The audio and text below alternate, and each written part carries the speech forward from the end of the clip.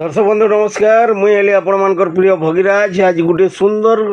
कहानीटे नहीं आपण सामने के आसीचे आशा करुचे निश्चित रूपे आज कहानी आपण को भल लगवा।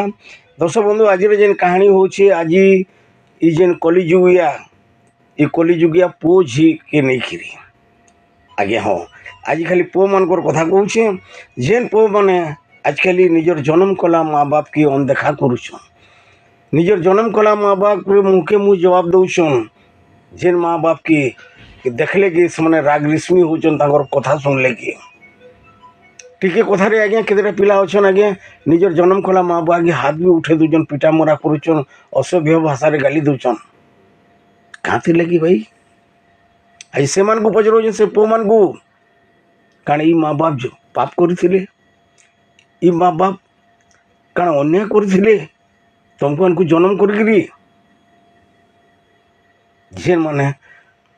छोट बेलू तुमको संकलीचन जेन माने छोट दिनू तुम प्रत्येक भूल के हाथे लिपि दीछ जदि कथा पड़े कह निजर जन्म कर छुआटे जंगे हगिदेला बोले कहीं जंगटा काटिदेमी आज्ञा हाँ ये हूँ से ही माँ बाप जहाँकि आज आपण मैंने भूली जाऊन अरे ये हूँ से ही बाप जे कि छोट बेलू निजर शोक के मारिकी तुमर शोक के लगे दिन रात खटिकी पैसा एक एक टंका निजर पेट के मारिकी जमा कर तुम जेन जेनटा कही जहाँ जहाँ करमी बोलते सबू ख्वाइश के सबू सपन के ई बाप माँ पूरा कर देस बोधे वही मैंने भूल कर बोलिया लगुच और आज टिके बड़ हो गल कि से बाप माँ प्रति तुम एत घृणा भाव से माँ बाप प्रति तुम एत अन्याय से माँ बाप प्रति तुम एत अत्याचार तुम ताकि गाली दब ताकि भाग निकिल घर खेद दब नहीं रे भाई यहाँ हूँ भूल है यहाँ हूँ पाप है ये पाप नहीं कर तुम्हें भावुज जी संसार कहीं नहीं ना कि किए देखुचे बोलिकी ऊपर वाला सबू देखुची सबू गणित करुची जिते छोटे थिलो से माँ बाप के देखले तुम मैंने डरुल छोटे जिते थिलु से माँ बाप के देखले डरुलु किंतु आज बड़ हो गलु बोले कि नहीं माँ बाप तोते देखले डरुछन ये माँ बाप तोते देखले डरुछन जहाँकि तुई दिने डरुलु भाल मत गाली दबा भाल मत पिटवा भाल मत घर खेद दबा केते डरी डरी रोचन इमाने पाप करथिले इमाने पाप करथिले क्या तुमको हमको जन्म करी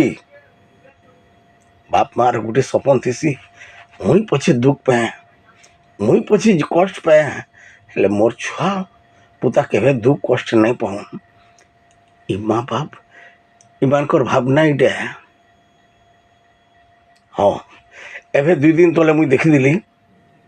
मकर संक्रांति होता और मंदिर के बहुत लोग जाऊे दर्शन करी मुई भी जाइली दर्शन करवार लगे जीवार कथा